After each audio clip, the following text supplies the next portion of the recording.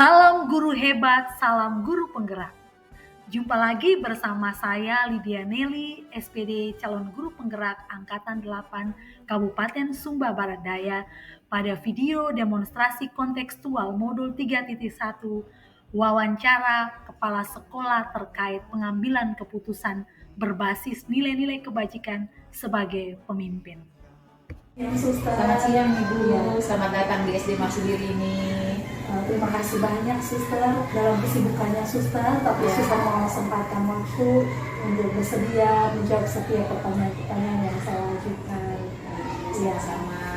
Oke Suster, tapi sebelumnya saya mohon kesediaan Suster bisa perkenalkan dulu nama Suster. Baik, terima kasih.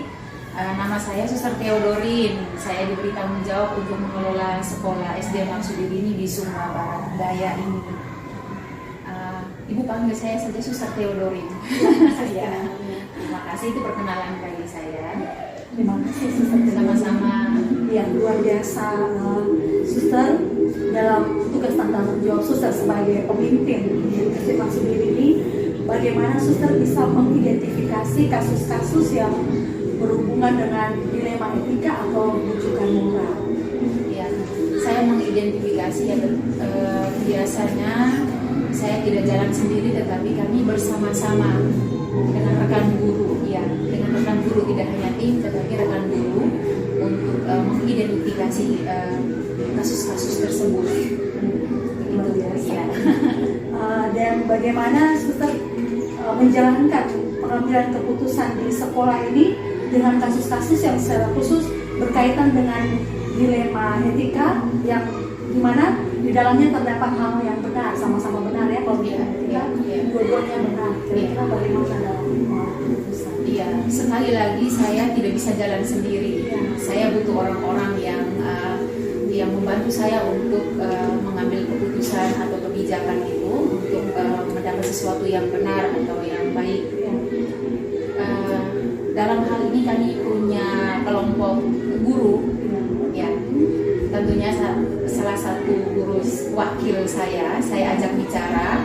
Terus kasus ini kami angkat di forum guru dalam kami saat briefing atau kumpul bersama dalam rapat itu, kami angkat kasus ini untuk sama-sama mencari jalan keluar sehingga saya dapat menemukan satu kebijakan atau satu pendapat yang baik untuk kasus tersebut.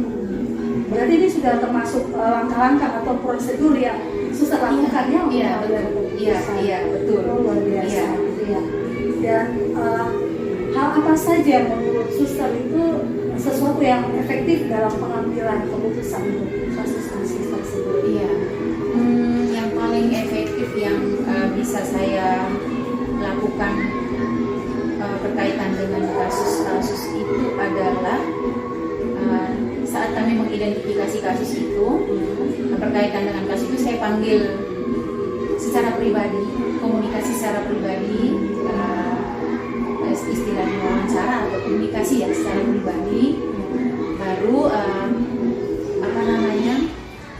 ataupun berkelompok yang saya lakukan itu secara pribadi, secara kelompok itu yang saya lakukan supaya sama-sama mengerti, sama-sama mengetahui kasus-kasus itu Dalam pengambilan keputusan ya.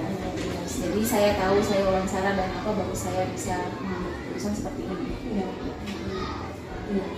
Tantangan apa saja yang Suster hadapi dalam pengambilan keputusan? Dan namanya banyak sekali. Yang paling besar itu bagaimana saya berhadapan dengan kultur atau budaya setempat. Itu yang paling beda ya. Iya. Jadi bagaimana dalam kasus-kasus tertentu ya, itu yang berkaitan dengan kasus itu, SDM-nya bagaimana, karena itu berkaitan dengan bagaimana mereka mendampingi anak-anak. Kalau berkaitan dengan yang paling besar tantangannya adalah kalau budaya itu sudah di Sumba ini ya, budayanya tentang adat istiadat atau apa begitu, kebanyakan salah satu kasus itu kebanyakan guru meninggalkan kelas untuk minta izin, bukan meninggalkan kelas, minta izin meninggalkan kelas untuk ikut kegiatan itu, padahal itu bisa diatur.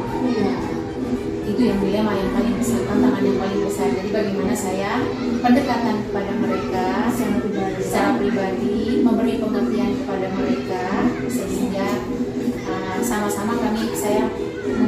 keputusan atau memberi pengertian bahwa di sekolah keluarga juga penting, tetapi utamanya di sini sesudahnya itu baru mau menjalankan kegiatan yang lain seperti itu.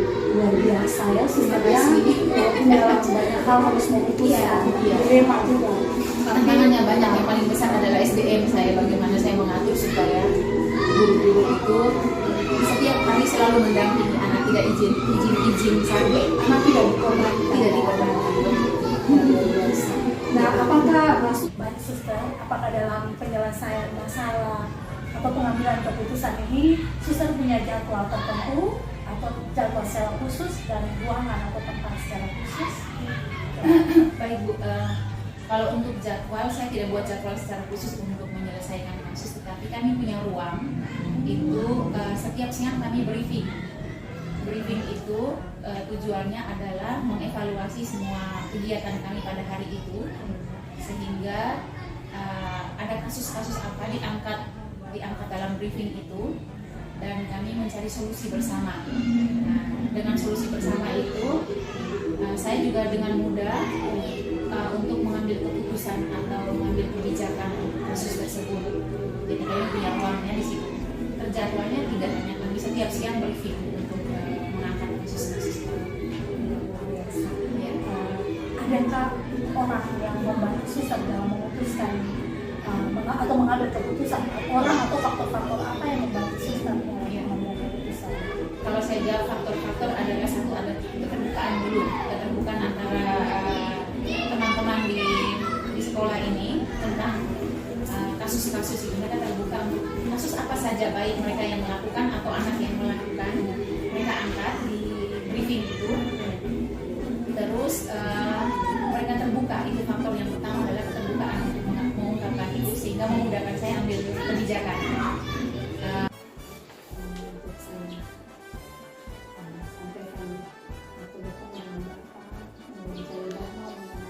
Pengambilan keputusan berbasis nilai kebajikan sebagai pemimpin dengan pengalaman-pengalaman Bapak yang luar biasa selama ini sebagai pemimpin. Karena itu saya ingin bertanya kepada Bapak, selama Bapak menjabat sebagai seorang pemimpin, bagaimana Bapak dapat mengidentifikasi kasus-kasus yang merupakan dilema etika atau bujukan moral?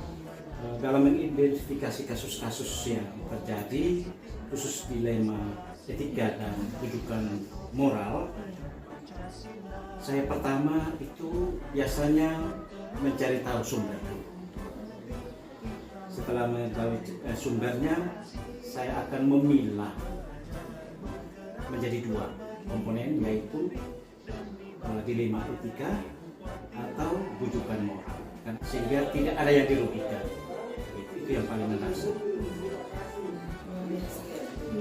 Bagaimana Bapak menjalankan pengambilan keputusan di sekolah, terutama untuk kasus-kasus yang ada dua bagian kepentingan, ya, yang sama-sama mengandung nilai kebajikan, dalam hal ini dilema etika. Ya. Baik, dalam mengambil keputusan, menjalankan keputusan khususnya di sekolah, teristimewa yang berkaitan dengan dilema etika. Dalam menjalankan itu adalah moral yang dijalankan sehingga muncul etika. Nah, karena itu dalam mengambil satu keputusan di sekolah, terutama untuk kasus-kasus di mana dua kepentingan yang sama-sama benar atau sama-sama mengandung nilai kebajikan, dan biasanya langkah-langkah saya itu adalah membiarkan situasi seperti ini dalam beberapa jangka waktu sambil saya melihat kira-kira akan berdampak luas atau tidak. Kalau dia berdampak luas, berarti saya akan memanggil kelompok yang besar dulu. Saya mengambil satu keputusan nanti pada dasarnya akan tepat, di mana tidak boleh tersinggung satu sama lain dan tidak ada istilahnya mereka berpikir bahwa nanti akan ada muatan-muatan lain, tidak senang lah atau apa. Jadi memang dilematis kepala sekolah mengambil yang namanya kasus-kasus tentang dilema etika. Keputusan ini tidak boleh bertentangan dengan prinsip dan etika moral yang terjadi di lembaga pendidikan, tanpa mengeksitkan beberapa orang yang mungkin sudah melawan dilema etika yang terjadi di sekolah. Nah, Bapak selama ini kira-kira apa yang Bapak anggap paling efektif, keputusan yang paling efektif dalam kasus-kasus dari langkah-langkah yang ada, kira-kira mana yang paling efektif? Baik, Ya. yang paling efektif adalah mengidentifikasi. Awal ya, Ah, dari awal. Kita dari awal itu mengidentifikasi kasus yang berhubungan dengan dilema etika dan yang berhubungan dengan rujukan moral. Kecil dan kelompok besar ini mana yang lebih diprioritaskan. Nah, sehingga dengan demikian tidak ada unsur yang Dirugikan. dirugikan. Nah, itu yang paling mendasar. Lalu yang terakhir baru nanti melihat kasusnya apakah nanti berakibat secara total untuk lingkungan sekolah atau hanya karena kepentingan yang tidak diinginkan atau punya kepentingan pribadi dari dia tetapi kepentingan umum dirugikan. Itu yang harus kita lihat, sehingga waktu saya sebagai kepala sekolah mengambil keputusan tidak ragu-ragu dalam mengambil keputusan karena sudah menetapkan langkah-langkah atau prosedur yang kita sepakati bersama. Nah, dari pengalaman Bapak, kira-kira tantangan dalam pengambilan keputusan itu ada kasus yang pernah Bapak alami itu? Baik, ketika saya pertama kali Iya. masuk di lembaga pendidikan ini, kasus pertama yaitu ketika saya berhadapan dengan beberapa orang yang mungkin relevan dengan pikiran saya, dia akan melihat itu sebagai hal positif dan itu menjadi etika moral yang bagus.